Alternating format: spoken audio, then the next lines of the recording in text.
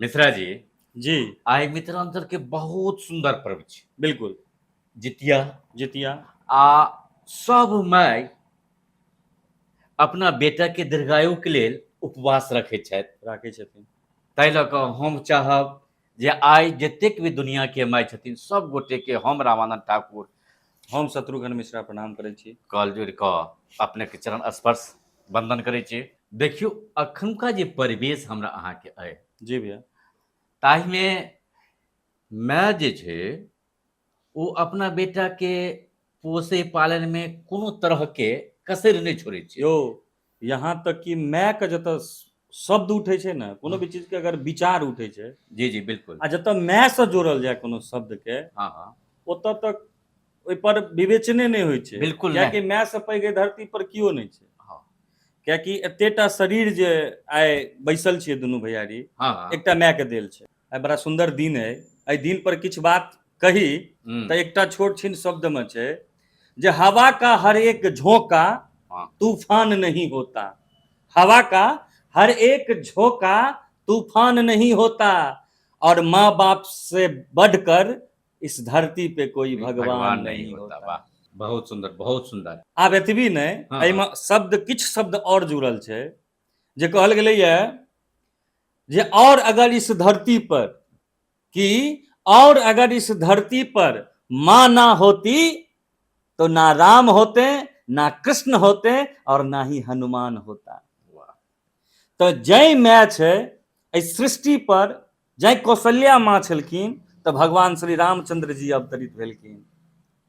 जय माँ देवकी छलखिन जे ओ फाटक के अंदर एगो कारागार में एकटा बच्चा के जन्म देलखिन जे कृष्ण छलखिन। ओ अंजना माय छलखिन जे एतेक महावीर हनुमान जी के जन्म देलखिन। तऽ माय छै तहने ई सृष्टि छै, ई संसार छै। ई तऽ बिल्कुल यथार्थ छै। आ एतबे देखियौ अखनुका परिवेश जे चलि रहल छै ताहिमे तऽ बड़ा दुखद होइए कखनो कखनो सोचि कऽ कि माय जे छै से कष्ट काटि कऽ दुख काटि कऽ बनि कऽ अपना चारि चारि बेटाके पाँच पाँच टा बेटाके पोसि लै छै, लेकिन वएह पाँचटा बेटा जखन बूढ़ होइ छै माय तऽ ओकरा नहि खाय लए देल होइ छै, नहि ओकरा वस्त्र देल होइ छै। बड़ा दुख होइए। एतबे नहि, ई कहियौ जे ओ वृद्धा आश्रम में ओकरा भेज देल जाइ छै। सच यौ अहाँ ठीके कहलहुँ।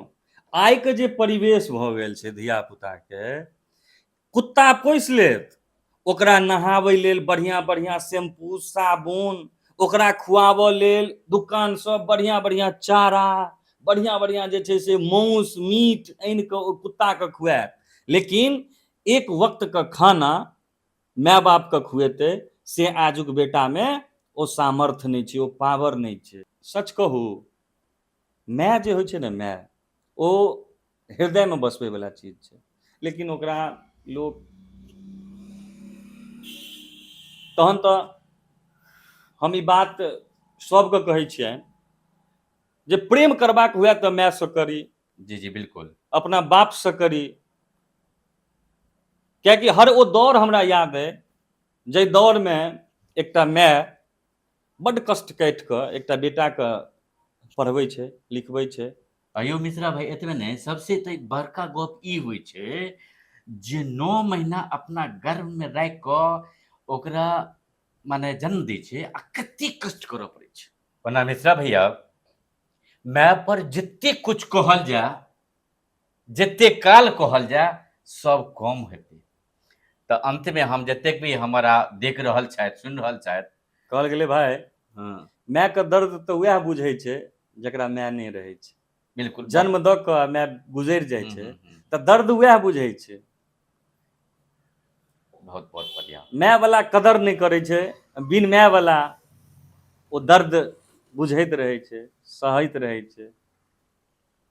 तऽ अंत में हम एतबे कहबनि फेर एक बेर से, अहाँ बीच में बड़ा सुंदर सन गप कऽ देलियै, लेकिन हम जतेक भी हमरा देख रहल छथि हुनका सबसे हमर आग्रह रहत, विनती रहत जे अहाँ जे काज करै छी से करैत रही, आ कम से कम एकेटा बात याद रखब जे हमर जे माय अछि ओ उपास नहि रहै।